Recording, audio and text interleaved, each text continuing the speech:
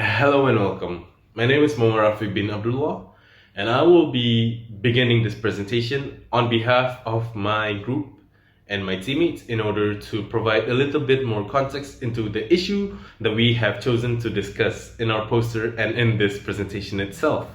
So, without any further ado, I will be revealing the issue that we have chosen, which is river conservation. Now, river conservation refers to the protection of rivers from pollution in order to ensure that they can be used by generations to come.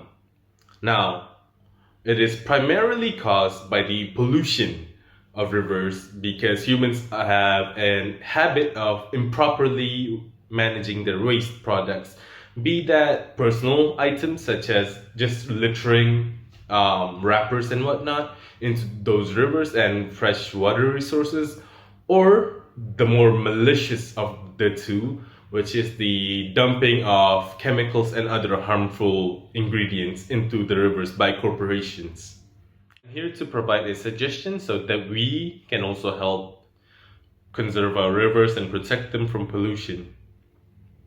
So my suggestion is that we should and that we must avoid the use of single-use plastics. Now, the widespread use of plastics in the 21st century has negatively contributed towards the health of rivers.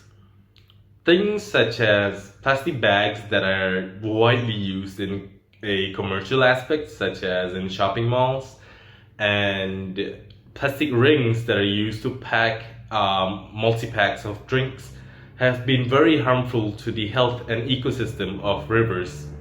This has caused a lot of damage to the ecosystem and thus has affected a lot of animals and plant life. That is why we should avoid the use of these plastics and opt for more nature-friendly or eco-friendly alternatives such as cardboard or paper versions of these items. Thank you. The third point will be report water pollution. So many cases of illegal waste disposal and other form of water pollution are reported. So and offering cleanup.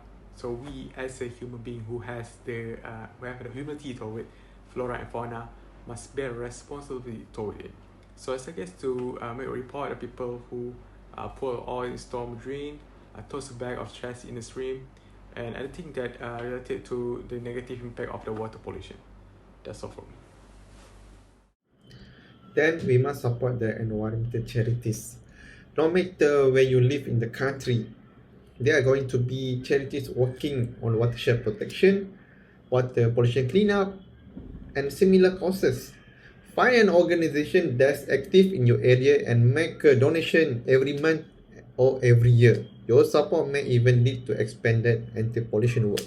That's all. Thank you. Have a nice day to everyone. My name is Safi Iman, and my goal for today is to plant a tree, because in addition to relieving attention, by planting it also helps to prevent erosion, which will otherwise wash contaminants into the water, which we are talking about is river. And also you may also volunteer for a community tree planting effort. Aside from being visual appealing, it also aids in a river protection and the enhancement of natural beauty by planting. Cutting down on the chemicals. Homeowners like to keep their yard looking green and healthy. This desire for a green lawn produces water pollution in two ways: fertilizers and pesticides. Inevitably, this runs off the shrubs and lawns and into the water. Selected landscaping that is adapted to the climate. No matter where you live, there are bound to be attractive plants that can thrive with minimal help from added chemicals. This makes the plant cheaper to care for, and a bonus, you will waste less water keeping those plants alive. Next point is dispose of medical waste properly. Never flush medicine down the toilet and never dump them in the nearest pot or crack. The drug tend to accumulate in the water, and the fish and other wildlife, hormone and other compounds end up causing a variety of health problems in fish and bird and contaminated drinking water that people and livestock use.